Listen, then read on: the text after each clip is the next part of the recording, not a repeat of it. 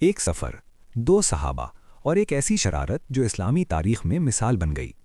روایات میں آتا ہے کہ ایک دفعہ دو عظیم صحابہ سفر پر نکلے۔ یہ سفر اس دور کا تھا جب اسلام اپنے ابتدائی مراحل میں تھا۔ صحابہ اکثر کبھی تجارت کے لیے اور کبھی دین کی تبلیغ کے لیے دور دور کے سفر کرتے تھے۔ اس سفر میں دو صحابہ ساتھ تھے۔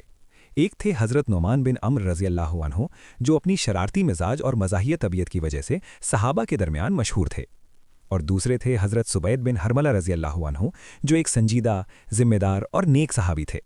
دونوں کو یہ شرف بھی حاصل تھا کہ وہ جنگ بدر میں شریک ہو چکے تھے۔ سفر شروع ہونے سے پہلے حضرت ابو بکر صدیق رضی اللہ عنہ نے ایک ذمہ داری دی۔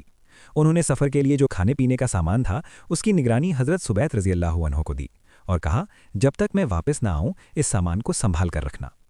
حضرت ابو بکر صدیق رضی اللہ عنہ کسی ضروری کام کی وجہ سے قافلے سے کچھ پیچھے رہ گئے۔ سفر جاری تھا۔ تھوڑی دیر بعد حضرت نعمان رضی اللہ عنہ کو بھوک لگ گئی۔ وہ سیدھا حضرت سبید رضی اللہ عنہ کے پاس گئے اور کہا، مجھے کچھ کھانا دو۔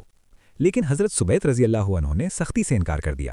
انہوں نے کہا، حضرت ابو بکر رضی اللہ عنہ نے مجھے ذمہ دار بنایا ہے، جب تک وہ واپس نہیں آتے میں کسی کو کچھ نہیں دے سکتا۔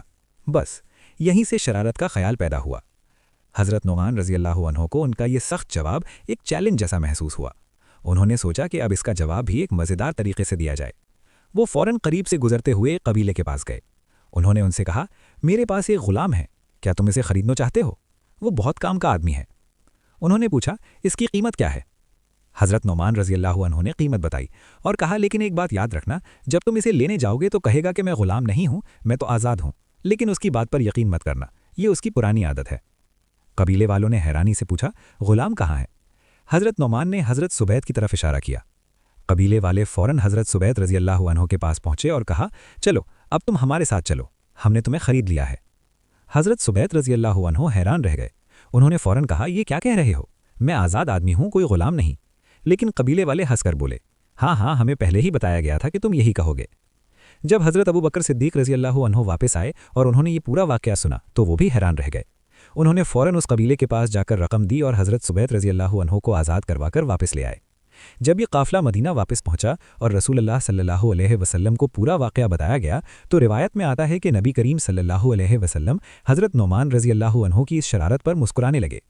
یہاں تک کہ صحابہ کے درمیان یہ واقعہ اتنا مشہور ہو گیا کہ پورے ایک سال تک لوگ اسے یاد کر کے ہنستے رہتے تھے۔